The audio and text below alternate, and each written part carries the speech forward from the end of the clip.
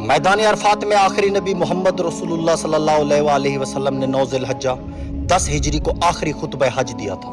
उस खुतबे के 15 अहम नुकात मैं आपको सुनाने वाला हूँ, क्योंकि हमारे नबी ने कहा था कि मेरी इन बातों को दूसरों तक पहुँचाएं। हजरत मोहम्मद रसूलुल्लाह सल्लल्लाहु अलैहि वसल्लम ने अपने आखिरी खुतबा हज में फरमाया, नंबर 1, ऐ लोगों सुनो, मुझे नहीं लगता कि अगले साल मैं तुम्हारे दरमियान मौजूद हूँ। मेरी बातों को बहुत गौर से सुनो और इनको उन लोगों तक पहुँचाओ जो यहाँ नहीं पहुँच सके। नंबर 2, ऐ लोगों, जिस तरह ये आज का दिन, ये महीना और ये जगह इज्जत और हुर्मत वाले हैं, बिल्कुल इसी तरह दूसरे मुसलमानों की जिंदगी, इज्जत और माल हुर्मत वाले हैं। तुम इसको छेड़ नहीं सकते। नंबर 3, लोगों के माल और अमानतें उनको वापस कर दो। नंबर 4, किसी को तंग ना करो, किसी का नुकसान ना करो, ताकि तुम भी महफूज रहो। नंबर 5, याद रखो तुमने अल्लाह से मिलना है और अल्लाह तुमसे तुम्हारे अमाल की बाबत सवाल करेगा। नंबर 6, अल्लाह ने सूद को खत्म कर दिया, इसलिए आज सारा सूद खत्म कर दो, माफ कर दो।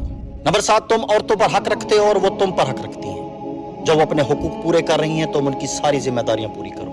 नंबर 8, औरतों के बारे में नरमी का रवैया कायम रखो, क्योंकि वो तुम्हारी शराकतदार और बेलौस खिदमत गुजार रहती हैं। नंबर 9, कभी जिनाह के करीब भी मत जाना। नंबर 10, ऐ लोगों, मेरी बात गौर से सुनो, सिर्फ अल्लाह की इबादत करो, 5 फर्ज नमाजें पूरी रखो, रमजान के रोजे रखो और ज़कात अदा करते रहो। अगर इस्ताअत हो तो हज करो। नंबर 11, जुबान की बुनियाद पर, रंग नस्ल की बुनियाद पर तासुब में मत पड़ जाना। काले को गोरे पर और गोरे को काले पर, अरबी को अजमी पर और अजमी को अरबी पर कोई फौकियत हासिल नहीं। हर मुसलमान दूसरे मुसलमान का भाई है। तुम सब अल्लाह की नज़र में बराबर हो। बरतरी सिर्फ तकवा की वजह से है। नंबर 12, याद रखो तुम एक दिन अल्लाह के सामने अपने अमाल की जवाबदेही के लिए हाजिर होना है। खबरदार रहो, मेरे बाद गुमराह ना हो जाना। नंबर 13, याद रखना, मेरे बाद कोई नबी नहीं आने वाला, ना कोई नया दीन लाया जाएगा। मेरी बातें अच्छी तरह से समझ लो। नंबर 14, मैं तुम्हारे लिए 2 चीजें छोड़ के जा रहा हूँ, कुरान और मेरी सुन्नत।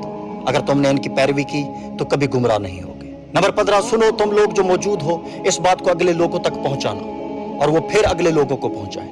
और ये मुमकिन है कि बाद वाले मेरी बात को पहले वालों से ज्यादा बेहतर समझ और अमल कर सके।